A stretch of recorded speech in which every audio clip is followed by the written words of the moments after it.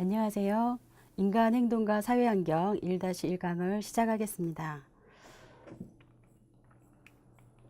자, 인간 발달과 사회복지 실천, 성격 이론, 그리고 이상행동, 이런 것들이 사회환경에서 또 사회복지 실천에서 어떻게 필요한지에 대해서 이야기를 나눠보도록 하겠습니다. 자, 왜 인간 행동과 사회 환경은 사회복지 실천으로 연결이 되는 것일까요? 사람들은 또 왜 특정한 방식으로 행동하는지, 이런 것들은 어떤 것들이 관련되어 있는 것들인지, 개인적인 요인과 환경적인 요인, 그리고 내가 살면서 사람이 살아가면서 주변에 어떤 것들이 영향을 미치는지를 알아보는 것들이고요. 인간 행동과 사회 환경은 이러한 것들을, 그러니까 역동적인 요인에 대한 이해를 하고 또 이해를 함으로써 필수적인 사회복지 실천의 필수적인 기초 지식을 형성하는 데 있습니다. 사회복지 실천의 목적을 보면은요, 첫 번째는 클라이언트로 하여금, 이 클라이언트라는 거는 내담자라고 얘기를 하는데요. 부적응과 같은 문제를 해결하고 상황에 잘 적응할 수 있도록 돕는 거고요. 두 번째는 클라이언트가 필요로 하는 지원과 서비스를 확보할 수 있도록 가족, 지역사회, 그리고 정부 관료 조직 등을 포함하는 체계들의 개입을 하는 거, 사정을 해주는 걸 얘기합니다.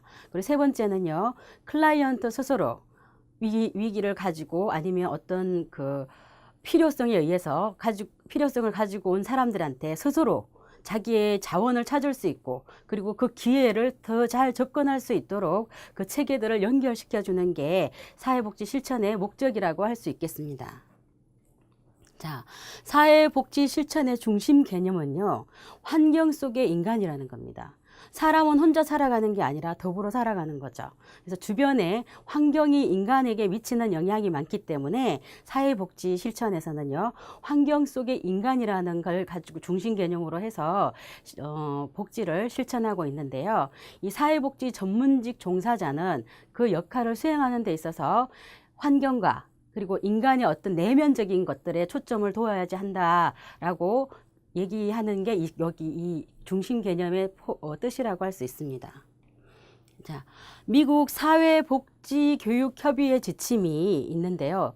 우리나라도 이 복지교육협의회에 있는 지침들을 조금씩 수정해서 우리나라에 맞게 가져와서 활용을 하고 있습니다. 그래서 어떻게 되어 있냐면, 사회복지학이 추구하는 환경 속의 인간이라는 기본 입장에 따라서 복지사는 전 생애에 걸쳐서 발달하고요. 또 동시에 가족, 집단, 조직, 지역사회에 속하는 개인에 관한 지식과 인간 행동에 영향을 미치는 모든 요소들, 생물학적이고 심리적이고 사회적이고 문화적인 그런 것들의 관계에 관한 지식을 갖추어야지 된다, 복지사들은. 이렇게 지침을 마련하고 있습니다.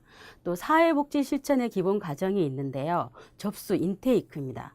내가 어떤 필요성을 가지고 클라이언트가 그 복지사한테 찾아오게 되는 것들이죠. 그러면 그 워커라는 게 사회복지사인데요. 그 워커라는 사람이 문제에 대한 사정을 하게 됩니다.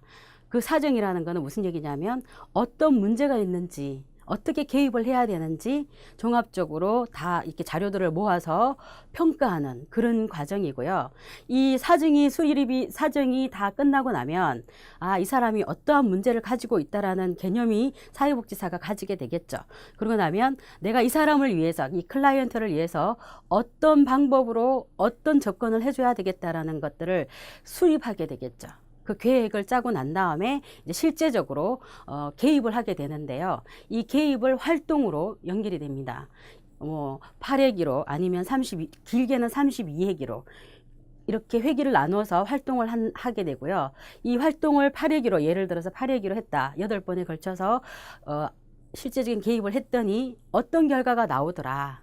그래서 평가를 했더니 더 이상 개입하지 않아도 이 클라이언트의 문제는 해결됐다, 도와줬다, 어느 정도 다 완벽하게 됐다라고 생각이 되면 종결이 되겠고, 만약에 평가가 했는데 완벽하지 못했다면 어떻게 할까요?